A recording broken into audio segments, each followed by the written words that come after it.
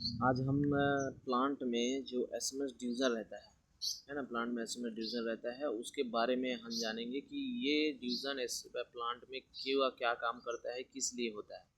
तो जैसे हम लोगों ने लास्ट वीडियो में ब्लास्ट फर्नेस के बारे में देखा था कि वहाँ कैसे कोक आयरन कोक और आपका स्क्रैप को पिघलाकर कैसे स्टील पिग आयरन बनाया जाता है। ठीक है, वही सेम प्रोसेस इसमें भी होता है, बट इसका रॉ मटेरियल अलग होता है। जहाँ वो पिग आयरन बना है ना, स्क्रैप हो गया और आपका स्पंज आयरन का पैलेट्स हो गया, ये सभी इसका रॉ मटेरियल होता है। ठीक है, तो जैसे मैं आपको दिखा रहा हूँ, ठीक है, ये तो पहला इसका क्या है, इसका रॉ मटेरियल क्या है, स्क्रैप, डी आयरन का आयरन और ब्लास्ट फर्नेस का पिग आयरन है ना, डोलोमाइट, ये सब इसका रॉ मटेरियल है। ठीक है, तो पहले क्या होता है, जो स्क्रैप होता है उसको ये क्रेन के माध्यम से है ना, बकेट्स में स्क्रैप को भरकर उसको फिर फर्नेस के रूफ मीन्स टॉप में ले जाकर इसको छोड़ा जाता है। ठीक है, रूफ में फिर उसका ढक्कन फिर वापस में भर दिया जाता है या बंद कर दिया जाता है। फिर वहाँ का प्रोसेस क्या है, सेकंड थर्ड प्रोसेस क्या है, इलेक्ट्रिक एआरसी फर्नेस का होता है। एआरसी का मीन्स क्या हो गया, इसमें क्या है, 3 इलेक्ट्रोड रहते हैं, ग्रेफाइड इलेक्ट्रोड रहते हैं, है ना, जिसका 30,000 सेल्सियस तक का इलेक्ट्रिक करंट दौड़ता है उसमें। ठीक है, वही यही जो रॉड रहता है, इलेक्ट्रिक रॉड रहता है, यही स्क्रैप को 30,000 सेल्सियस पर पिघलाकर पूरा लिक्विड में बदल देता है। ठीक है, और यही फिर लाइम और डोलोमाइट डालकर स्लेज भी बनाया जाता है। ठीक है, थर्ड प्रोसेस क्या है, स्लेज रिमूवल। स्लेज रिमूवल क्या होता है, स्टील पूरी तरह पिघलने के बाद क्या होता है, उसके ऊपर वो तैरने लगता है, स्लेज मतलब जो अवशेष होता है वो तैरने लगता है। इसी को मशीन के थ्रू या मैनुअली लड़के लगाकर, आप देखे होंगे कि वो फावड़े या उससे उसका बनाया जाता है, उससे वो निकालते रहते हैं इसमें।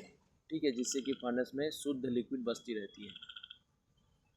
थर्ड होता है टैपिंग। टैपिंग मीन्स क्या होता है, जो लेड जो वो फर्नेस है उसमें से जो लिक्विड स्टील मतलब जो पानी की तरह स्टील जो हो जाता है ना आफ्टर पिघलने के बाद, उसको वो एक लेडल में डाला जाता है। ठीक है, फर्नेस का लिक्विड को लेडल में डाला जाता है, जिसका कम से कम 16 सेल्सियस तक का तापमान रहता है उसका। ठीक है, इसी को ही टैपिंग कहते हैं, मतलब उसके जो रॉ मटेरियल है स्टील लिक्विड को वो लेडल में डालने की प्रक्रिया को ही टैपिंग बोलते हैं। ठीक है, फिर आ गया लेडल फर्नेस।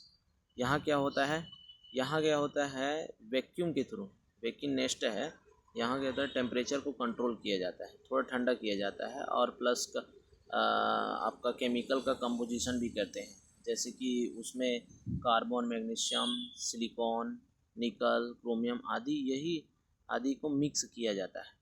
ठीक है, यही स्टील का फाइनल ग्रेड तैयार होता है। और मतलब जो मेन स्टील का जो होता है, जैसे कि एस में हो गया, कास्ट आयरन में हो गया, यही सब वो मतलब केमिकल कंपोजिशन करके बनाया जाता है। ठीक है, नेक्स्ट पार्ट हो जाता है इसका वैक्यूम डिगैसिंग।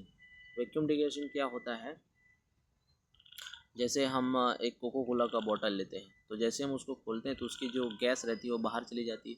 सेम वही प्रोसेस इसमें भी होता है। इसमें क्या होता है, एक बॉक्स में उस जो लिक्विड स्टील होता है उसको डाला जाता है, और फिर वैक्यूम चेंबर के थ्रू हाइड्रोजन, ऑक्सीजन, नाइट्रोजन जैसी गैस को इसमें से हटाया जाता है। इससे क्या है, स्टील की क्वालिटी और स्ट्रॉन्ग हो जाती है। ठीक है, नेक्स्ट पार्ट हो जाता है कंटिन्यूस कास्टिंग मशीन, सीसीएम, जिसे सीसीएम भी बोलते हैं प्लांट में।